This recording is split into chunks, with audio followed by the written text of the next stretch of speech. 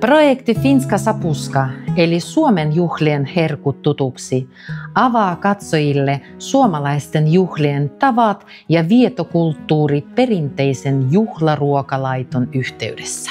Projekti haluaa tarjota katsojille mahdollisuuden tutustua perinteisiin suomalaisiin ruokalajeihin, niiden valmistustapoihin ja historiaan sekä luoda yhteyksiä nykyajan juhlaperinteisiin. Kulttuurikauha tarjoaa teille matka menneisyyteen. Tänään esitämme teille videon Kekristä, joka on suomalaisen vuodenkierron ja kiitollisuuden juhla.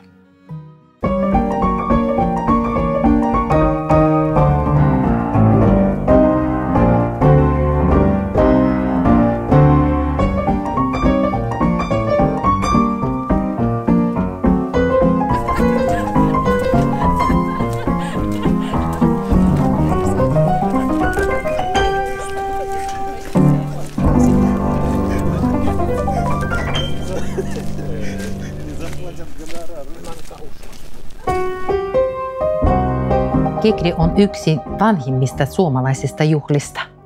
Se merkitsee maatalousvuoden päätöstä ja uuden alkua, sadonkorjun kiitosta, tulevan vuoden toivottamista sekä yhteyttä luontoon ja esi-isiin.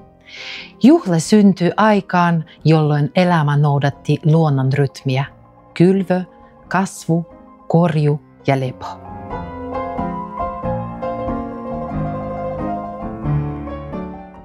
Kekriä vietettiin syystöiden päättyessä ei tiettynä päivänä. Se oli hetki hiljentymisen ja kiitollisuuteen. Uskottiin, että esiesien henget palasivat koteihinsa. Heille katettiin ruokaa ja talossa vallitsi hiljaisuus. Tätä muinaista perinnettä heijastavat yhä pyhänpäivän ja joulun tavat.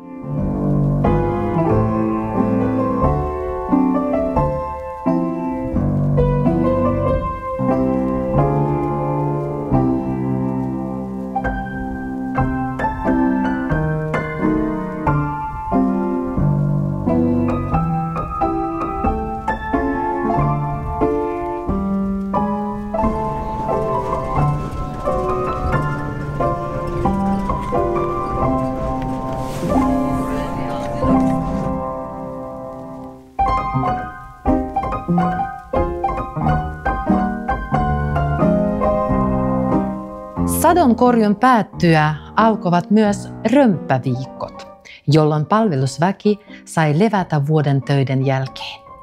Römppäviikko on suomalainen, erityisesti maaseudulle tunnettu vanha kansanperinteeseen liittyvä ajanjakso. Römppäviikko tai römppä tarkoittaa syksyistä juhla- ja levon aika sadonkorjuun jälkeen, joka sijoittuu lokakuun lopulle tai marraskuun alkuun, usein pyhänpäivän tienoille.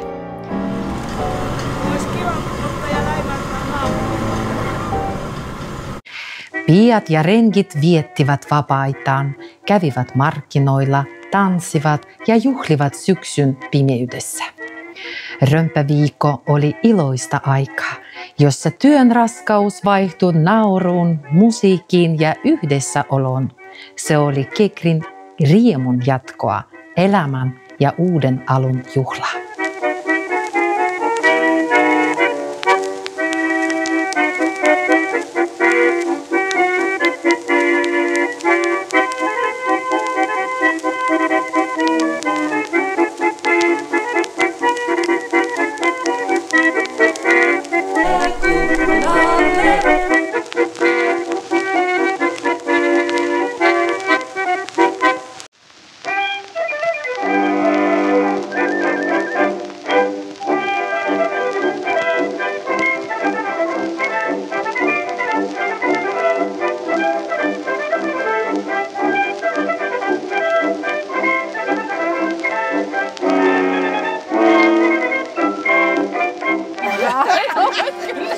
Entäs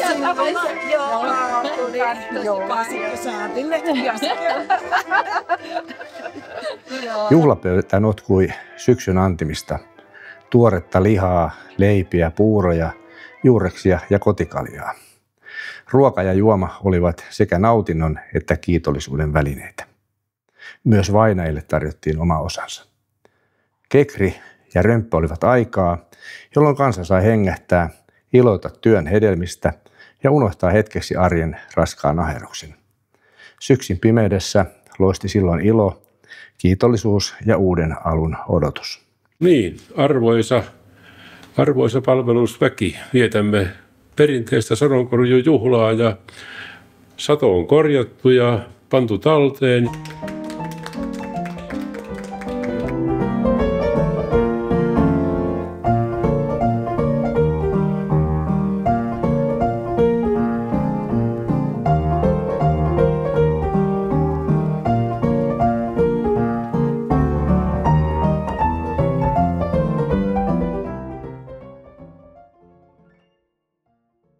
Kekri tänään.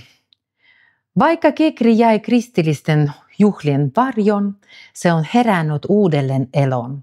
Se muistuttaa, että ilo, kiitollisuus ja esi-isien viisaus voivat elää yhä, kun niille annetaan paikka nykypäivän arjessa. Kekri on juhla, jossa menneisyys ja tulevaisuus, maa ja taivas, elävät ja vainajat kohtavat saman pöydän ääressä. Nykyisin se tarjoaa tilaisuuden juhlia luontoa, kotimaista ruokaa ja suomalaista perinnettä.